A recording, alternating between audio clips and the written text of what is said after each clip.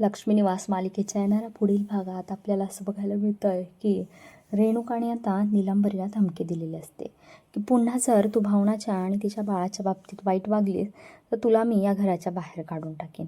आणि मग नीलांबरीने ठरवलेलं आहे की आज दळवींच्या घरी जेवणाच्या कार्यक्रमामध्ये आपण खूप मोठा राडा घालायचा.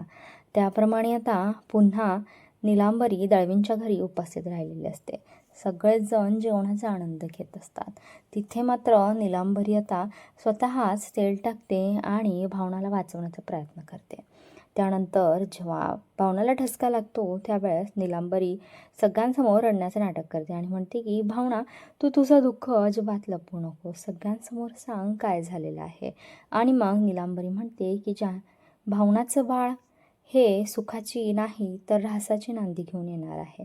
त्याचा जन्म होताच घरातल्या कोणाचा तरी मृत्यू होणार आहे. हे ऐकून मात्र घरातल्या सर्वांना आता खूप मोठा धक्का बसतो आहे.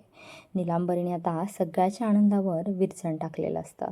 इकडे आता जयंत मात्र जान्हवीबरोबर खूप मैत्री करत असतो. जान्हवीने आता जयंतला स्वतः घरी जेवायला येण्याचं आमंत्रण दिलेलं असतं.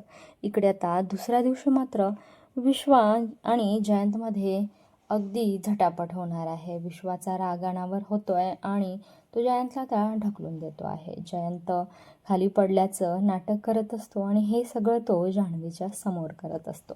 जयंतचा हा प्लॅन असतो की विश्वाला आता वेडा बनवून या ऑफिसच्या बाहेर काढायचा आहे. त्याला जान्हवीच्या नजरेतून आता विश्वाला पाडायचं असतं.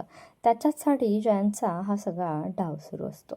काय आता जान्हवी विश्वाशी असलेले मैत्रीचे संबंध तोडेल का?